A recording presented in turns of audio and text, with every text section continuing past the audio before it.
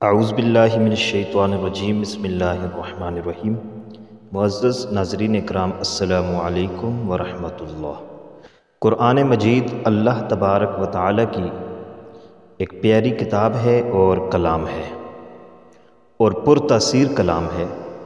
اللہ تبارک و تعالی کے اس کلام کے اندر بڑی تاثیر ہے، بڑی برکت ہے، بڑی رحمت ہے۔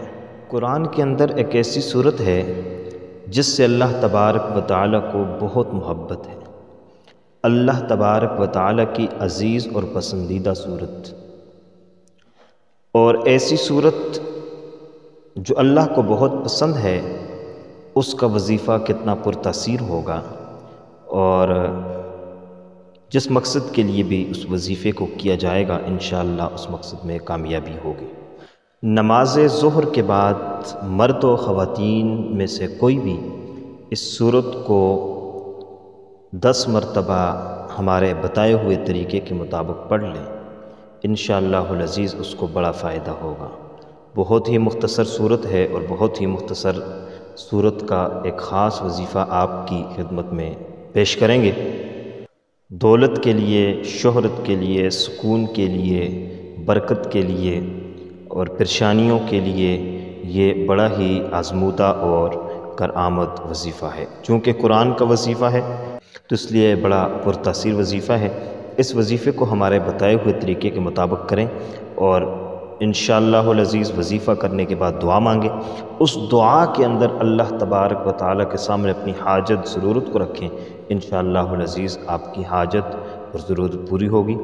اگر کسی بیماری کے لیے یہ وظیفہ کرتے ہیں تو انشاءاللہ اس وظیفے کی برکت سے بیماری ختم ہو جائے گی۔ رزق میں وسعت کے لیے کرتے ہیں تو انشاءاللہ رزق وسیع ہو جائے گا۔ روزگار کے لیے کرتے ہیں تو انشاءاللہ اچھا روزگار میسر آ جائے گا۔ کاروبار میں برکت کے لیے کرتے ہیں، کاروبار میں کشادگی کے لیے کرتے ہیں تو انشاءاللہ اس وظیفے کی برکت سے کاروبار میں کشادگی آ جائے گی اور برکت آ جائے گی۔ خاص کر رزق کے مسائل، معاشی مسائل کے لیے بہت ہی کارآمد وظیفہ ہے۔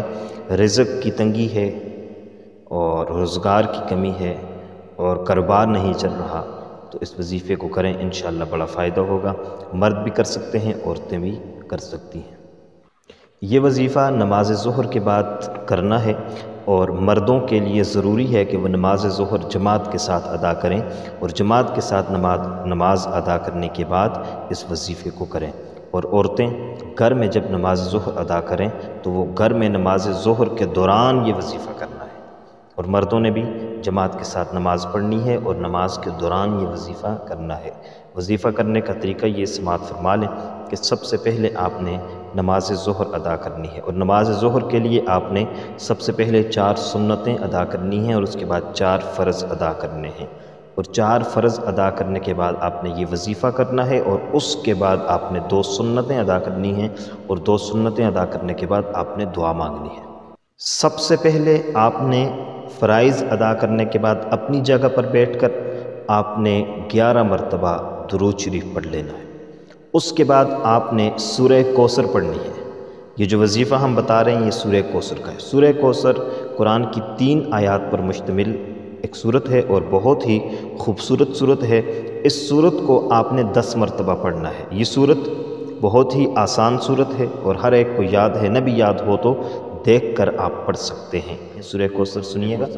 اعوذ باللہ من الشیطان الرجیم، بسم اللہ الرحمن الرحیم، انا اعطیناک الکوثر فصل لربک وانحر ان شانئک هو الابتر۔ صدق اللہ العظیم۔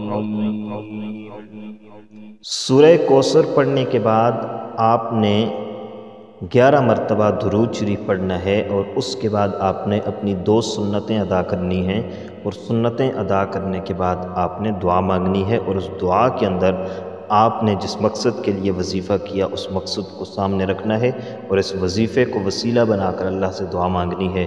انشاءاللہ العزیز آپ دیکھیں گے کہ آپ اس وظیفے کی برکت سے آپ کی حاجت، ضرورت اور آپ کا مقصد پورا ہو جائے گا، اور آپ کے مقصد میں انشاءاللہ آپ کو کامیابی حاصل ہوگی۔ امید ہے کہ آپ کو ہماری آج کی ویڈیو پسند آئی ہوگی۔